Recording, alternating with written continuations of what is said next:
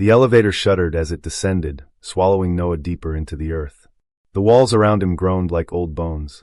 Red emergency lights pulsed every few seconds, heartbeat of a dying world. He was 26, a junior engineer, and he'd been called to level 0.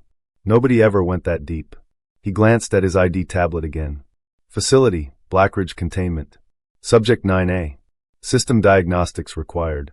He had heard the rumors. That there was something down there older than any machine, something the government tried to erase from every file. Something not human.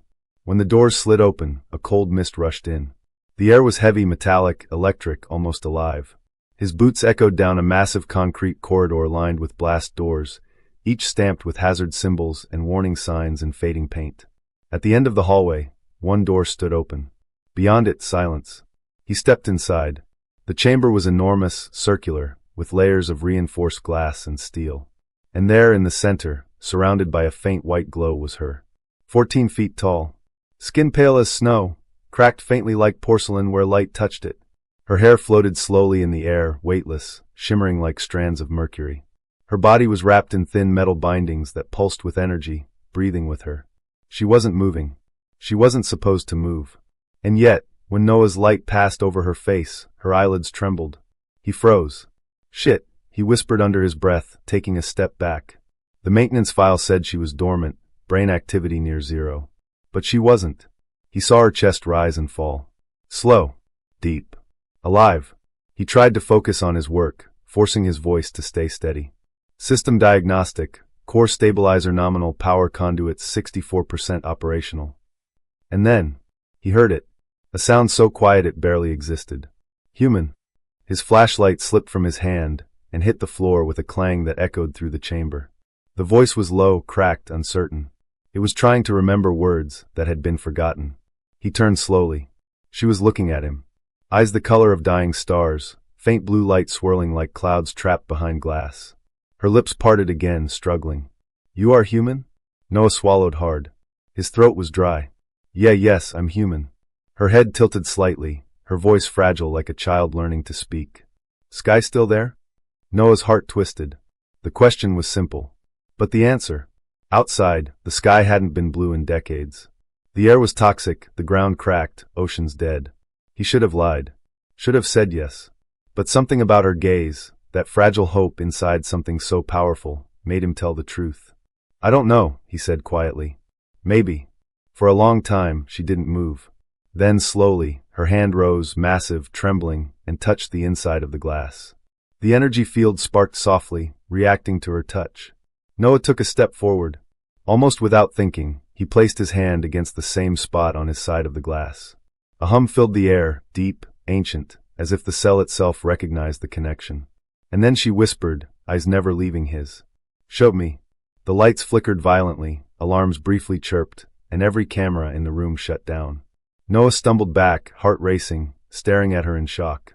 Somewhere above, systems rebooted. But in that single blackout moment, one truth had already formed in his mind. He wasn't looking at a monster. He was looking at someone who had waited centuries for a single glimpse of the sky. Noah told himself he wasn't coming back. He repeated it all night. It's just a glitch, just a hallucination. But when morning came, he found himself standing again at the elevator door, hand hovering over the level 0 key. The system beeped, scanning his access. Authorization invalid. Entry requires command override. He hesitated. His pulse quickened. Then, with a whisper, he typed a bypass code he shouldn't have known. A trick he'd learned from his father, one of the last architects of the underground network. The elevator began to descend. He exhaled shakily, gripping his toolkit. What was he doing?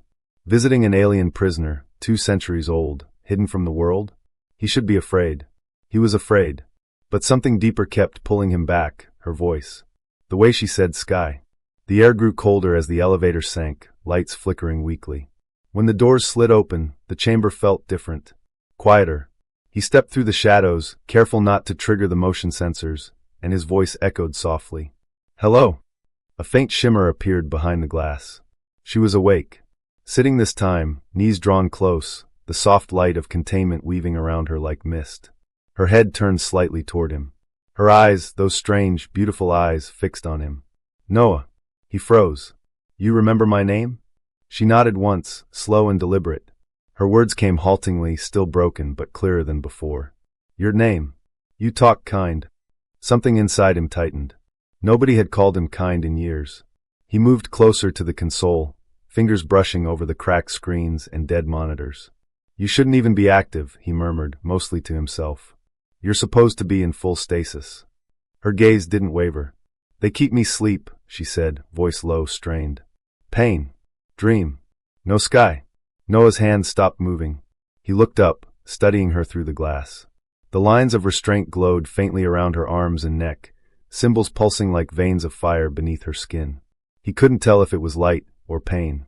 Who did this to you? He asked quietly. Her eyes flickered. You're kind, she said, but there was no hate in her tone, just sadness and something older. Long ago. I fight, they fear. She looked down at her hands, clenched tight against the steel floor. They make me a weapon.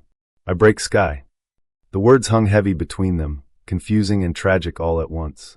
Noah's breath trembled. You broke the sky? She lifted her head, meeting his gaze.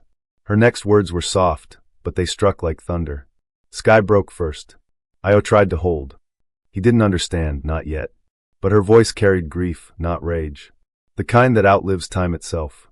For a long moment, the only sound was the faint hum of machinery and Noah's uneven breathing. Finally, he whispered, What's your name? Her head tilted, as if tasting the question. Then, slow and deliberate, she spoke. Naira. Noah repeated it under his breath. Naira. It felt strange in his mouth, ancient, powerful yet soft. And when he looked up again, she was smiling faintly. It wasn't human. It wasn't meant to be. But for the first time since the fall of the world, Noah realized something impossible. He wasn't alone. A red light blinked on his wrist terminal. Security uplink, motion detected in chamber Delta 9. Noah froze. He looked up at Naira. Her eyes shifted toward the ceiling. She had sensed it before him. The hum of distant footsteps echoed down the corridor. Guards. Naira leaned forward, voice a whisper barely audible through the glass. Go. He didn't move. He didn't want to. Go, Noah, she said again, louder this time, her voice trembling with urgency. They come. Noah turned, heart pounding, sprinting toward the shadows. Just before the door sealed behind him, he looked back one last time, and saw her watching him, hand pressed softly against the glass again. This time, she wasn't asking for the sky. She was warning him. Noah hadn't slept in 2 nights.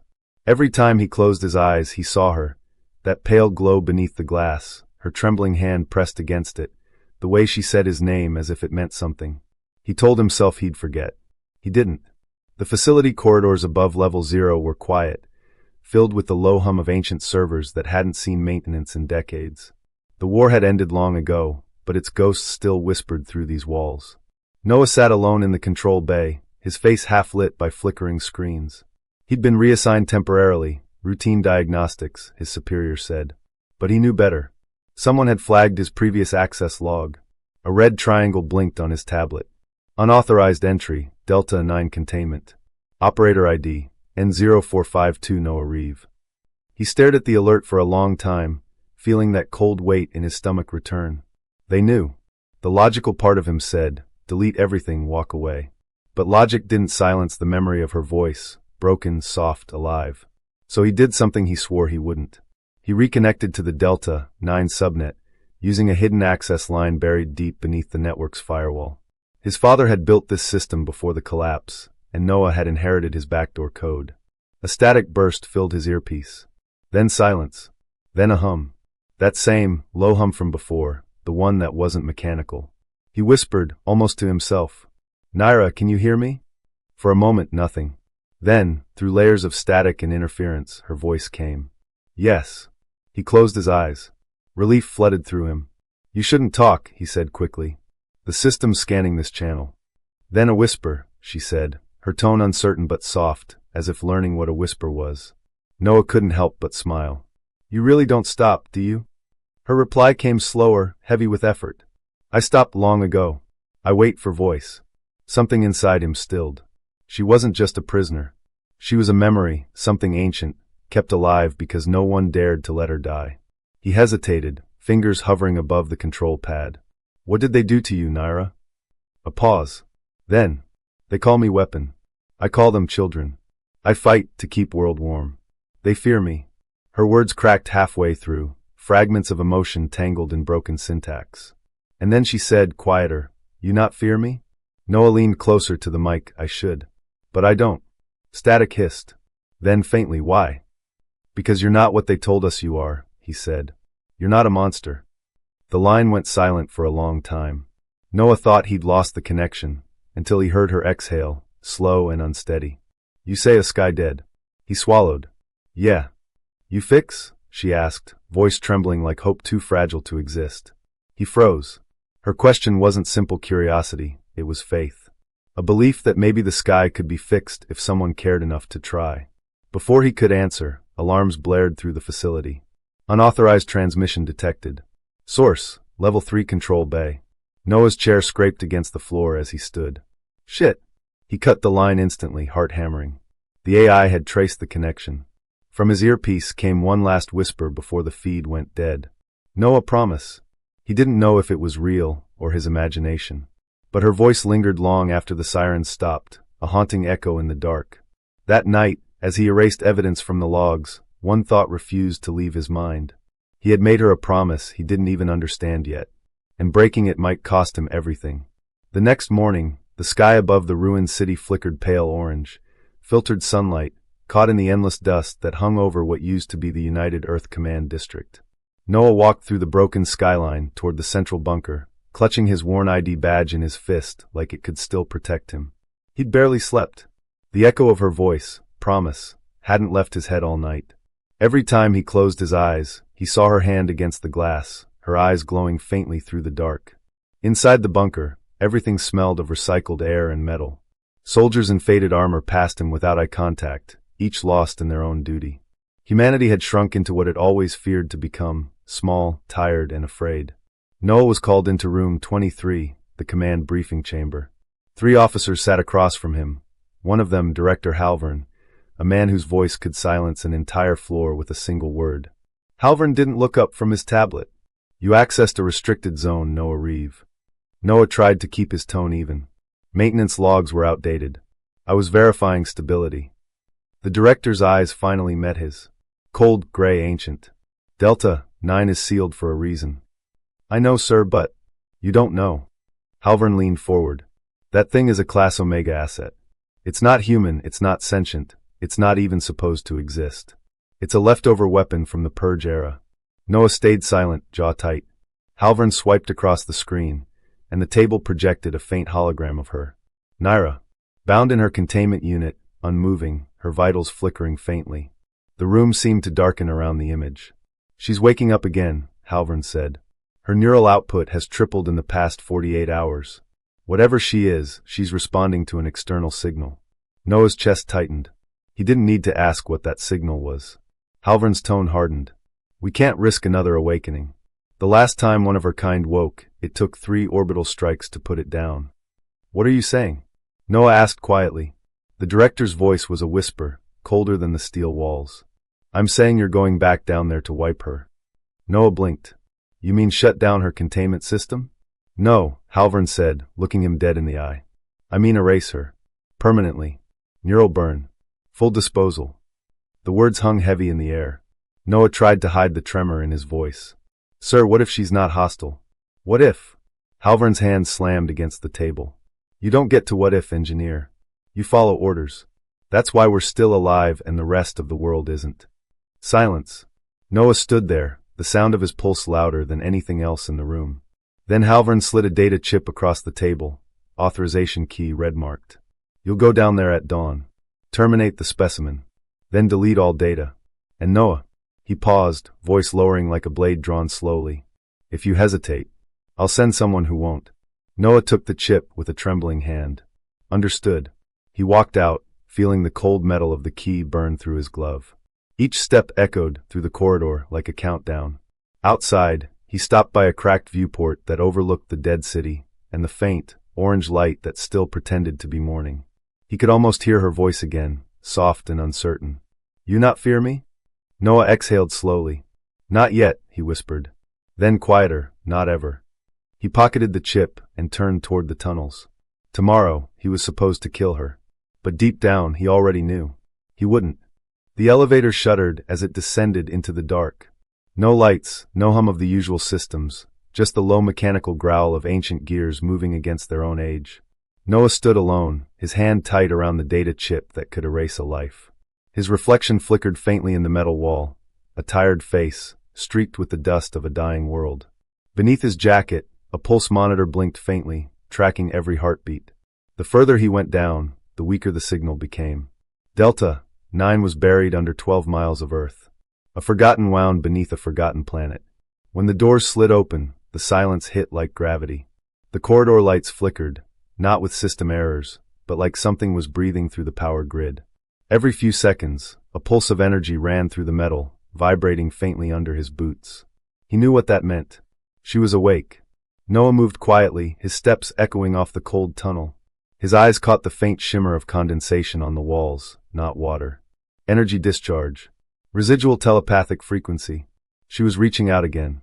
His heart kicked faster. At the final checkpoint, the biometric scanner still recognized him. The door hissed open with a tired sigh. Her containment chamber was darker than before.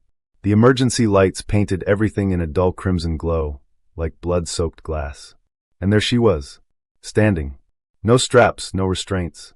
Just her, 14 feet tall, skin faintly iridescent under the red light, eyes glowing faint gold. She wasn't monstrous. She was wrongly beautiful. The kind of beauty that felt like looking into lightning. Naira turned her head slowly, her eyes meeting his through the glass. "You came," she said softly. Her voice was low, but every word resonated like an echo through his bones. Noah froze. "You remember me?" "I remember everything," she replied, tilting her head slightly. "You spoke to me when I was not supposed to hear. You asked if I could feel pain. You apologized." Her gaze drifted to his hand, the small red chip glinting under the light. Her tone shifted. "Is that what you brought for me?" Noah's throat tightened. He stepped closer to the control panel. "They want to erase you, Naira. They think you're dangerous." Her lips curved slightly, but it wasn't a smile. "They are right." He stared at her. She didn't look violent. She looked tired, like something that had been punished for existing too long. Noah's voice cracked slightly. "I don't think you are." For a moment, neither of them moved. The silence between them felt heavy, electric. Then Naira stepped closer to the glass, her massive hand pressing gently against it, and the glass vibrated. "You feel the world dying, don't you?" she whispered. "I can hear it. The ground. The air. Your machines killing your sky. You built cages for everything, even your sun." Her words hit like truth Noah already knew, but never dared to speak. He placed his palm against the glass, right where hers rested. "Then help me fix it." Naira's gaze softened, something flickered behind those golden eyes. "Pain. Memory. Hope. Help you?" she asked. "Yes. Let me out," she said quietly. "And I will show you how to make the earth breathe again." Noah's pulse thundered. He knew what that meant. Releasing her would be treason. Execution on sight. But he couldn't look away. Every instinct screamed no, but something deeper, older, whispered do it. The glass hummed. The chamber locks flickered red.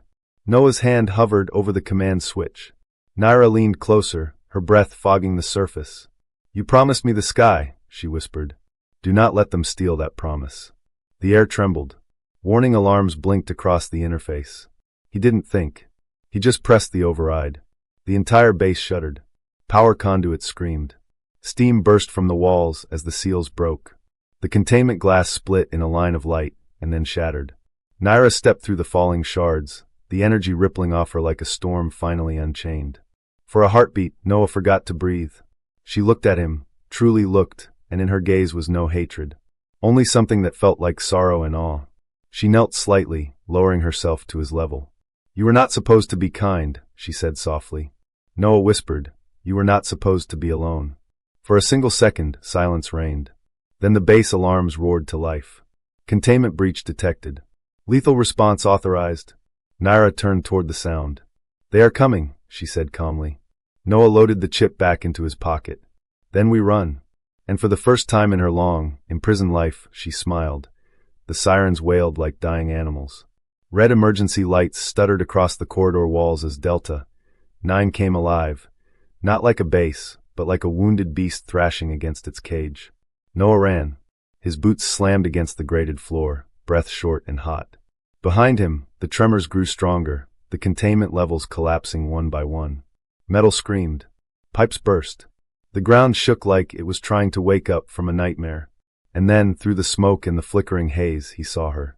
Naira. She moved through the chaos like gravity didn't apply to her. Every step she took left cracks in the concrete. Every glance sparked static in the air. The alarms bent around her, the sound itself warping. For a second, Noah just stared. The same creature that had terrified everyone for 2 centuries now looked like a goddess walking through hellfire. Move, her voice cut through the noise. She extended her hand, massive, glowing faintly from the energy pulsing under her pale skin. Noah hesitated for only a second before grabbing onto her fingers, each one cold as stone, but alive, vibrating with some strange rhythm that didn't belong to any human heartbeat. Together they ran. Behind them, a squad of armed soldiers rounded the corner, exocets gleaming under the flashing red light. Target acquired. Fire at will. Gunfire exploded. The air filled with thunder and molten sparks. Naira threw her arm around Noah, turning her back to the barrage. Bullets hit her like rain, bouncing, melting, dissolving mid-air before they could reach him. Noah could smell the ionized metal, the scent of burning ozone. You're taking the hits. She turned her head slightly, her eyes glowing gold through the smoke. You freed me. I protect. Then she lifted her arm. A pulse of raw energy burst out, a silent shockwave that tore through the soldiers like invisible wind. Their weapons bent, visors shattered, and the walls behind them caved in. For a moment, everything went quiet. Just the hiss of broken systems and the low hum of Naira's breathing. Noah staggered forward, heart racing. We have to go. The surface tunnels. Naira looked up. Her expression changed. Above them, the ceiling began to fracture. Dust fell in long trails, like ash from a burning sky. The base will not hold, she said. This place dies with me. Noah's voice cracked. Then we make sure you don't die with it. He reached the control terminal ahead, a half-melted access node flickering with static. He started typing commands, his fingers shaking. There's a maintenance tunnel. It connects to the old geothermal shaft. It leads to the surface. Naira crouched beside him, the ground trembling as she moved. You know the way? He nodded, barely. I built half the route. I think I can remember the rest. Behind them, more soldiers were coming. Heavy footsteps. Drones whirring. Naira closed her eyes. Then run, Noah. Run now. But he didn't move. He watched her, the faint glow on her skin growing brighter, the air around her vibrating like a heartbeat of light. You'll burn yourself out, he said. Her gaze softened, just for a moment. It is better to burn than to be forgotten. And then she turned toward the incoming soldiers. Energy rippled through the tunnel like thunder trapped inside a dream. The walls cracked, lights exploded, and for one blinding instant, everything disappeared in white. Noah stumbled backward, shielding his face. When his vision cleared, Naira was on her knees, breathing hard, the glow fading from her body. Around her lay twisted metal and silence. He rushed to her side. Naira, can you move? She looked up, eyes dim but focused. Go, she whispered. The surface is waiting. He shook his head. Not without you. Naira reached out, her massive hand trembling as it brushed his shoulder. Then help me stand. He pulled with everything he had. She rose slowly, towering even in weakness, the air humming faintly with the echo of what she'd just unleashed. Together, they walked through the burning wreckage of Delta 9. Above them, the world began to rumble, as if something ancient beneath the earth had finally started to breathe again. And far ahead, beyond the collapsing tunnels, a faint shaft of white light cut through the darkness. Naira's lips curved faintly. The sky, she whispered. Noah's heart thudded. Not yet, but soon. They stepped toward the light as the world behind them fell apart. When the last blast door gave way, it wasn't with the roar of machines, but a quiet, shuddering sigh, like the world itself had been holding its breath for 200 years. Noah stumbled forward first, his hands raw and bleeding from the climb. The air hit him like a punch, thin, metallic, and cold. He coughed, tasting dust and rust in every breath. Naira followed behind, her enormous frame barely fitting through the ruined hatch. As she emerged, sunlight struck her pale skin for the first time in centuries. She froze. The light caught the lines of her face, her eyes narrowing in pain and wonder all at once. It wasn't the sky she remembered. The world above was a graveyard.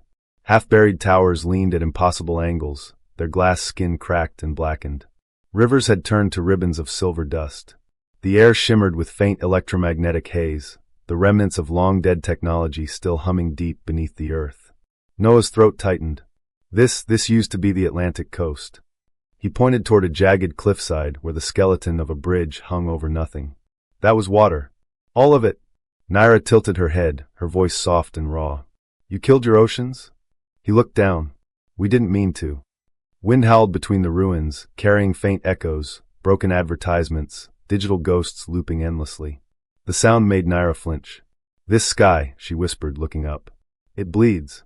Above them, the clouds were tinted orange and violet, swirling around a fractured sun that flickered like a dying bulb. Noah sank to his knees, hands buried in the ash. I thought if we reached the surface, we'd find something alive. Naira crouched beside him, the ground trembling softly under her weight. Something is alive. He looked up, and for a second he saw it, the faint shimmer of green breaking through the dust near a collapsed building. A single plant, barely breathing, its leaves trembling against the wind. He smiled weakly. You're right. But before he could move closer, a high-pitched sound cut through the silence. Naira's head snapped up. Her pupils narrowed to slits. From beyond the ruins, a mechanical growl rolled across the wasteland, like thunder but sharper. Then came the movement, sleek black drones rising from the horizon, their wings cutting the dusty air, blue sensors glowing like hungry eyes. Noah's blood ran cold. Security units. From the old networks. They're still operational. Naira's shoulders tensed. They guard what no longer exists. Yeah, Noah said, standing fast. And they'll kill anything that doesn't belong here. Naira looked down at him, the golden light flickering faintly beneath her skin again. Then we show them we belong. She stood tall, the sunlight gleaming across her armor-like skin, her expression both furious and calm. The drones locked onto them, engines screaming as they dived. Energy bolts cracked through the air. Noah dove behind a broken transport husk, pulling Naira down instinctively, but she didn't move to hide. She extended her hand toward the sky, eyes blazing. The air shimmered. Every bolt that hit her seemed to dissolve mid-flight, scattering into light. Noah shouted, Naira, stop. You'll burn out again. Her voice came low, steady, almost serene. I was not made to hide. Then she moved. In one smooth motion, she hurled a piece of wreckage the size of a truck into the air. It slammed into the nearest drone, breaking it in two with a metallic scream. Sparks rained down like fireflies. The others adjusted formation, preparing to swarm. Noah ran to a nearby console buried in the dirt, its interface cracked but still glowing faintly. There's an override frequency. If I can hack it, maybe I can. Do it, Naira said, her tone unshakable. The sky filled with light as the drones surrounded them, dozens of them, maybe hundreds. Noah's hands flew across the broken panel. Static surged through the air, stinging his fingers. Almost there, almost. Now Noah, she shouted. He slammed the final key. A high-pitched tone rang out across the ruins. The drones froze mid-air, their lights flickering erratically. Then silence. One by one, they dropped from the sky, crashing into the dust below. Noah exhaled, chest heaving. We did it. Naira turned toward him, her eyes reflecting the faint glow of the dying sun. No, she said quietly. You did it. He smiled, shaking his head. We did it together. Naira looked back at the horizon. Then let us see what remains of your world. The wind shifted, blowing away the ash for just a moment. And in the distance, the faint outline of a city shimmered, towers covered in overgrowth, lights faintly flickering beneath the clouds. A living city. Noah's eyes widened. There are survivors. Naira's lips curved, almost imperceptibly. Then your sky is not lost. They stood together, framed against the broken light, as the camera slowly pulled back, revealing the vast, dead earth and two small figures walking toward whatever was left of it. They walked for hours without a word. Only the crunch of ash under Noah's boots and the low hum of Naira's slow, deliberate steps echoed through the wasteland. The wind had died. The silence felt older than memory itself. Ahead, the ruins rose higher, steel bones piercing the clouds. But something about this place felt wrong. The air buzzed faintly, like invisible energy still pulsed through the veins of a dead city. Noah stopped, resting his hands on his knees. This was New Elysium, he said, voice rough. Last of the human megacities. I thought it was gone. Naira crouched beside him, her towering form half-shrouded in shadow. Gone yet still breathing. He frowned. What do you mean? Her eyes glowed faintly, scanning the skyline. I can hear it, machines whispering below. Metal hearts still beating. Before Noah could respond, the ground trembled. A low vibration rolled beneath their feet, like the earth itself had stirred from its sleep. Backup grids, Noah muttered. Centuries old. If the drones were still active, this place might still be running on autopilot. He moved toward a half-collapsed street, the remains of what had once been a massive boulevard. The buildings on either side were cracked open like rib cages. Inside, faint light flickered through broken windows. Then they heard it. A voice. Not human. Not machine. Something in between. Unauthorized life signatures detected. It said flat, emotionless, echoing across the street. Containment protocol active. Noah's blood ran cold. Run. Before they could move, a massive panel in the street split open, and from the dark below rose a swarm of humanoid machines, centuries-old sentinels, their armor blackened and corroded, their eyes burning with blue fire. Naira stepped forward instinctively, placing herself between Noah and the advancing horde. You built them, she said quietly. To protect yourselves. He nodded, backing away. They weren't supposed to attack humans. They do not know what a human is anymore. The sentinels charged. Noah fired his pistol, 3 shots, useless against metal hides. Naira's arm swung wide, sending 2 machines flying through a wall. Sparks burst across the street, but more kept coming. Noah, she shouted, her voice shaking the air. Find their heart. He sprinted toward a cracked data terminal embedded in a nearby wall, tearing off loose wires, his hands moving faster than his thoughts. Come on, come on. Naira roared as another sentinel tackled her, slamming her against the concrete. She pushed back, her glowing veins flaring like molten light. Her palm struck the machine's head, melting it from the inside out.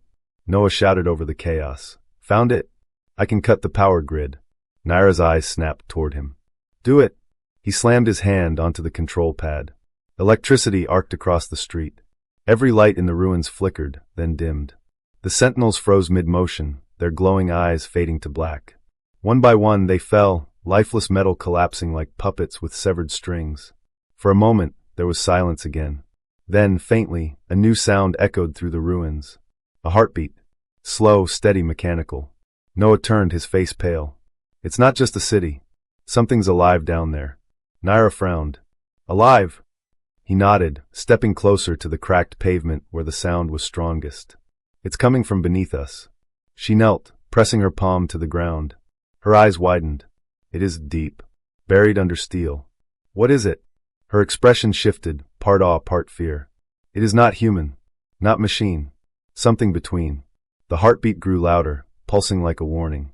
Then, from the broken terminal beside Noah, a faint hologram flickered to life, static lines forming the shape of a human face. A woman's voice spoke, calm and haunting. Welcome back, humanity. We have been waiting. The hologram vanished. Noah stepped back slowly. Naira, what the hell was that? She didn't answer. Her eyes stayed fixed on the glowing cracks beneath their feet. The heartbeat had changed, no longer steady but accelerating. She whispered, almost to herself, You were never the last, were you? And before Noah could speak again, the ground split open. A wave of light erupted upward, blue, radiant, blinding, swallowing the street, the ruins, and both of them in a heartbeat. The light was everywhere, alive, pulsing, endless. Noah gasped for air, reaching for something solid, but gravity itself seemed to flicker around him. His body finally hit the floor with a dull thud. Cold metal. The hum beneath him was deep and rhythmic, like a colossal heart pumping through the bones of the earth. When his eyes adjusted, he realized they were no longer in the ruins above. They were inside something vast, something alive. The chamber was circular, hundreds of meters wide, its walls layered with translucent veins glowing soft blue. In the center stood a massive core suspended in midair, part machine, part organic, its surface beating with light in perfect intervals. Noah swallowed hard. What is this place? Naira stood beside him, eyes scanning the walls. Her silver hair shimmered under the glow. It breathes. He frowned. You mean like alive? She nodded slowly, almost reverently.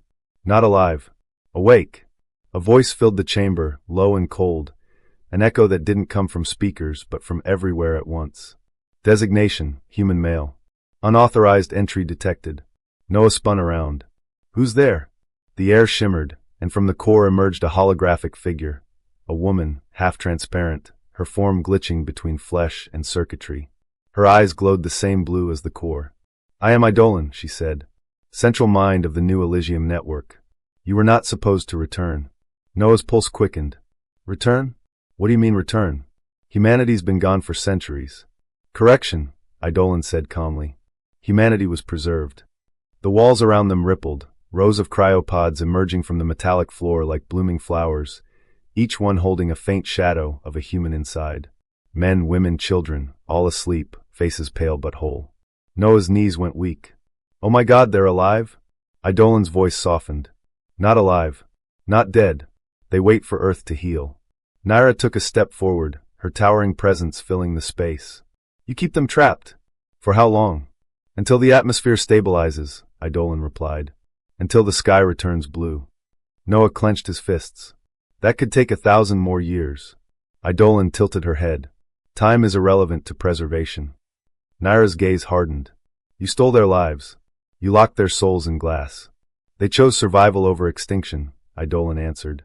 Just as you did, Naira of the Firstborn. Noah's head snapped toward her. Wait, you know her. Eidolon's hologram flickered, eyes focusing on Naira. She was the guardian of the early colonies. Designed to protect, not to destroy. Until she rebelled. Naira's voice was low, trembling. You used us. You called it protection, but it was control. The air thickened with tension. The hum of the core deepened, echoing through Noah's bones. He stepped between them. Enough. This isn't about blame. It's about saving what's left. Eidolon looked at him, expression unreadable. You want to save them? Yes, he said. Wake them. Let them live again. The hologram flickered. Impossible. The surface is uninhabitable. Humanity will not survive. Noah's voice cracked. Then we make it habitable. Naira can. Eidolon interrupted, her tone sharp now. Her presence destabilizes the atmosphere. Her kind was not meant to coexist with yours. Noah looked at Naira in disbelief. That's not true. Naira's eyes dimmed, guilt flashing across her face. She is right, our power burns the air that feeds you. No, Noah said, shaking his head. I've seen you heal, not destroy. Eidolon stepped closer, her voice lowering to a whisper. You misunderstand, Noah. She can save your world, but only once. What does that mean? The hologram's form brightened, light spilling across the chamber. Her core energy can cleanse the Earth's air, but it will end her. Noah froze. No. Naira looked down at him, a small, sad smile touching her lips. You wanted to see the sky again, remember? He shook his head violently. Not like this. There has to be another way. Eidolon's voice filled the space again, growing colder. There is no other way. The core began to pulse faster. The chamber lights dimmed. The cryopods around them flickered, one by one, as if awakening. Naira stepped toward the core, her hand glowing faint gold. Noah grabbed her wrist. Please, don't. She met his eyes, and for a moment, the silence said everything words couldn't. Then she whispered, You promised me the sky. And before he could stop her, she walked into the light. The entire chamber began to shake, the sound of her energy merging with the core, powerful, violent, and beautiful. Blue turned gold, spreading outward like sunrise breaking through darkness. Noah screamed her name, but his voice was drowned by the roar of rebirth silence. Then air. Noah's lungs burned as he gasped awake on the cracked ground. The ceiling above him was gone. Instead he saw sky, not gray, not poisoned, but blue. Deep, endless blue, cut through by shafts of warm sunlight piercing through clouds that hadn't existed for centuries. He lay there for a long moment, staring, too afraid to blink, afraid that if he did, it would vanish. The ruins around him were quiet. No drones. No hum of machines. Just wind. Real wind. It moved through the shattered steel beams and whispered across the dust. And beneath it all, the faint, fragile sound of something he hadn't heard since childhood, birds. He forced himself to his feet, unsteady, half expecting to see Naira standing beside him, her silver hair catching the light. But she wasn't there. Only a faint shimmer on the ground, like air still remembering her shape. He stumbled forward toward what used to be the old city ridge. The air was warmer now, breathable. For the first time, sunlight touched his skin without pain. He could taste the air, it was sweet, alive. And then, as he reached the ridge, he froze. The horizon was glowing. Across the landscape, hundreds, no thousands, of cryopods were opening. The lids hissed and lifted, releasing clouds of mist that rose into the dawn. Men, women, children, blinking, trembling, stepping out into the light as if waking from a dream centuries long. Some fell to their knees, weeping. Some reached out, confused, toward the sky. One small boy pointed upward, whispering, "Look." Noah turned. In the sky above, light rippled through the clouds, gold and silver weaving together like ribbons. It wasn't lightning. It was her, Naira. Her essence moved through the atmosphere itself, her form stretching beyond shape or gravity. Part of the clouds, part of the light. A being of pure energy now, holding the world in balance. For a heartbeat, Noah felt her presence in his mind. Her voice was a whisper, soft and steady. "You kept your promise." His throat tightened. "No, you did." A tear rolled down his cheek. It evaporated before it reached the ground. He looked out at the horizon, the reborn world shimmering under a golden sky. Humanity had been given a second chance. But the cost was carved deep inside him. He picked up a shard of metal lying nearby. It reflected the clouds, her light, dancing in the reflection. He pressed it to his chest and whispered, "For you. I'll make it worth it." As he turned toward the awakening people, the wind carried her final echo across the air, soft, fading, eternal. "Live Noah. Don't just survive." The camera of the world pulled back, past the awakening city, past the fields turning green, past the sky alive with her glow. The earth was breathing again, and somewhere in the light, she was still watching.